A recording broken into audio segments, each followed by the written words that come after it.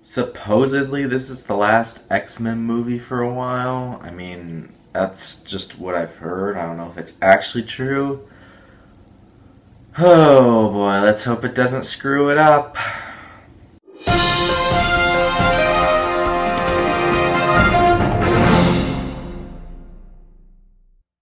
Dark Phoenix. Dark Phoenix is Simon Kinberg's directorial debut. He's worked on many X-Men films in the past, including Days of Future Past, which is one of my favorite X-Men movies. I think it's like the 10th X-Men movie in the franchise if you don't include the Deadpool films, which aren't actually a part of the timeline or anything like that. I don't think. I don't know. But yeah. Anyway, it's directed by Simon Kinberg. It stars James McAvoy, Michael Fassbender, Sophie Turner. Jennifer Lawrence is back once again. And this one follows the character Jean Grey. She gets this like mysterious powers, kind of like the Phoenix, and or like it's described as a phoenix rising from the ashes. And then she has trouble controlling these powers. Jessica Chastain makes an appearance, tries to make an influence on her. And then the plot basically just revolves around Jean Grey and her struggle to control these powers. That's the best way I can describe it. So let's get into Dark Phoenix. So I was curious to see this movie because I've really liked the X-Men franchise in the past, especially the later movies like First Class, Days of Future Past, the Deadpool films, X-Men Apocalypse, and especially Logan. Logan is my favorite X-Men movie. So I was curious to see this because this one takes place after Apocalypse, and I actually think Apocalypse is one of the most underrated movies of this decade. It has like a 48% on Rotten Tomatoes or something like that, but I actually really liked it, and I will defend it to this day. Now there are some things that I did like about this movie as well. First off, I thought the acting was the best part of this movie for sure. I really like James McAvoy in this movie. I actually thought he was better in this movie than he was in the movie Glass. It might be controversial, but honestly, that's just how I feel. I thought his performance in this movie was better. And I also liked Michael Fassbender as Magneto in this movie. To me, Magneto was the best character in First Class and Days of Future Past, and Apocalypse as well. And he's definitely one of the better characters in this movie. I thought his motivation in this movie kind of made sense, and like for what he was given, I thought he did a really nice job with it. He was just a good character, I thought, in this movie. And same with Charles Xavier. I thought Charles Xavier was pretty good overall. And some of the side characters as well, like Nightcrawler, I don't remember who played him, but I thought he was good. Sophie Turner was alright for what she was given.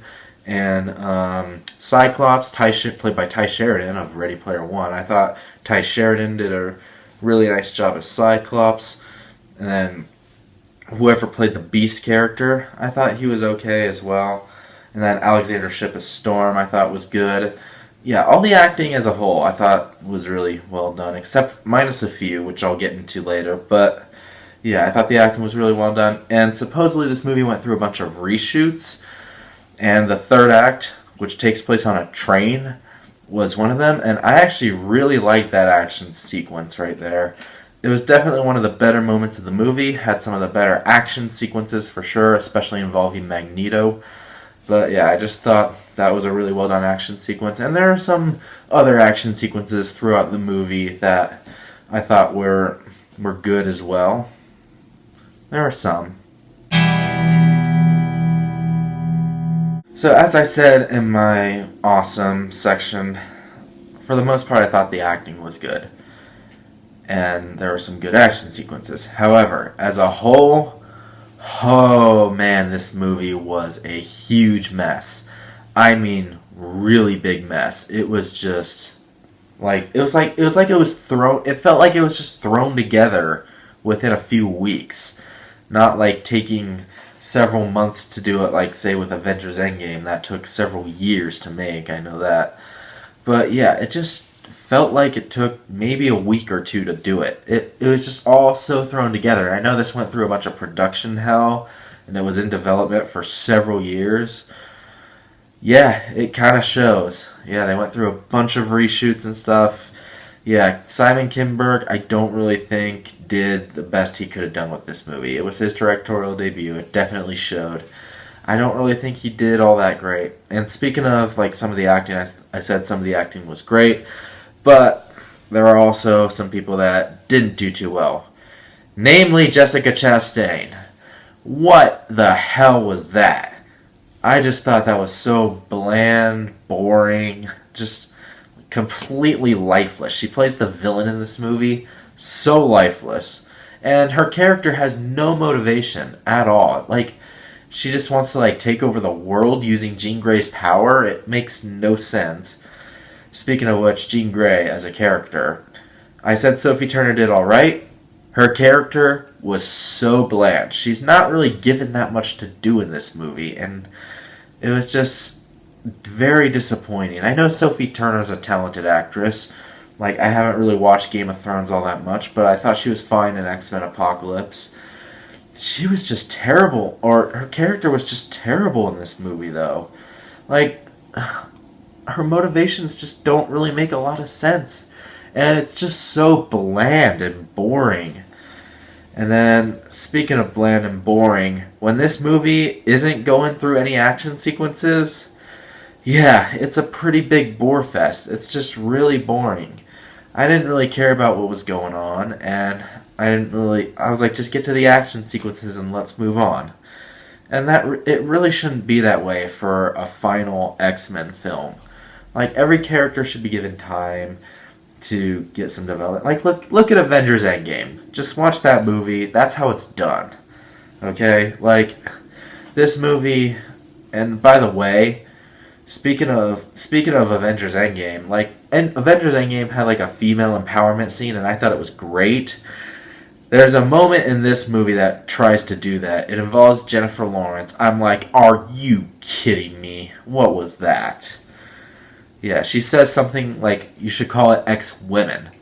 I'm like, screw you. Just because the women have done a lot of stuff in this franchise, which they have, like, doesn't mean you should be entitled like that. The men have done things too, so leave them alone. Speaking of J-Law in this movie, she still can't act to save her life. Like, I never liked J-Law as an actress. I think she's one of the most overrated actresses. She hasn't been in anything good since Days of Future Past. And, like, yeah, even Apocalypse, I didn't like her in that movie. But, yeah, Days of Future Past, she was good in that. She was good in First Class. She's good in Silver Linings. She's not good in any other movie she's in. And no, I don't count the Hunger Games because I hate the Hunger Games movies. So, yeah, sorry. But she can't act. And she's terrible in this movie. She's just not good. And by the way, what they do with her character around the 45-minute mark, I'm just like, okay, you're not making sense anymore. Because, like, this timeline, the whole timeline, like, you have the prequels, like, none of the timeline really makes sense, actually. The whole timeline with First Class up to this movie, and then, like, the first 3 X-Men films, like, basically X-Men, X2, and Last Stand, like, the whole timeline, First Class was supposed to be a prequel. It just doesn't make sense. Because, like, I'll give you an example. James McAvoy, apparently in 8 years, goes from being, like, he's 40 years old right now. But when X-Men was filmed, Patrick Stewart was 59. So apparently, James McAvoy goes from looking 40 to 59 in 8 years. Same with Michael Fassbender as Magneto. Like, Michael Fassbender's 42 years old.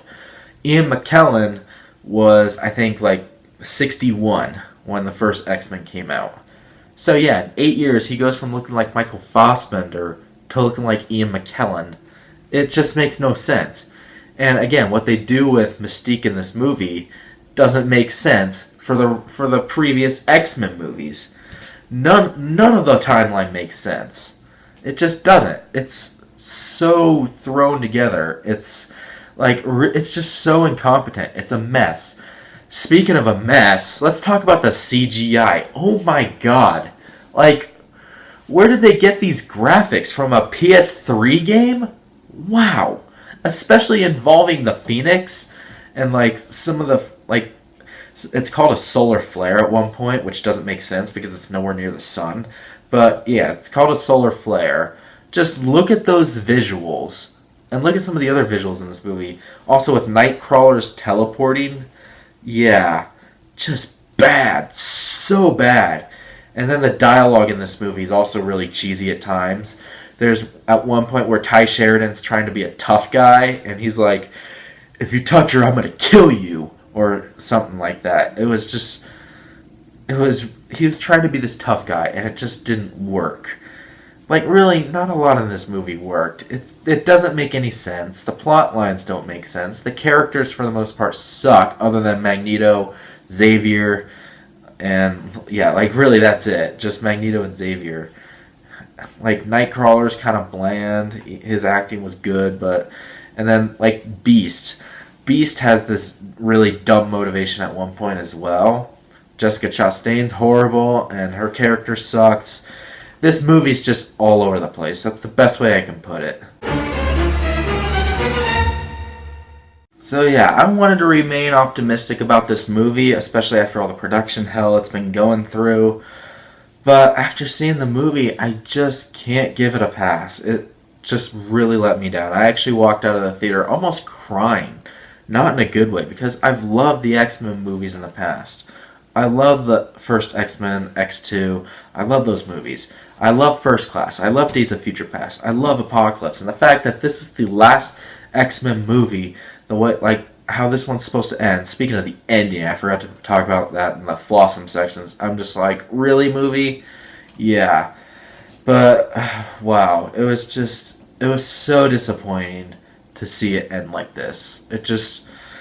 That's really the best thing I can say about it. It's got some good action sequences. The acting's good for the most part, but this movie is just a hot mess. So I gotta give X-Men Dark Phoenix a 35% rotten rating. That is a D+.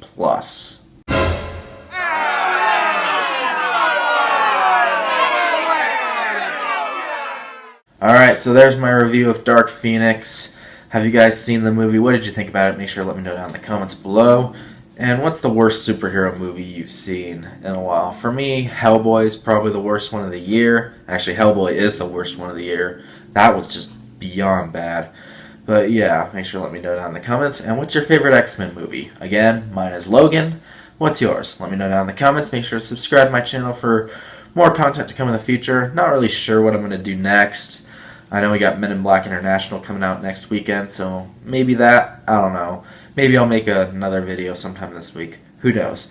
But yeah, make sure to subscribe to my channel for more content to come in the future. And until next time, once again, my name is the California Cougar. And always remember to stay California cool. Peace.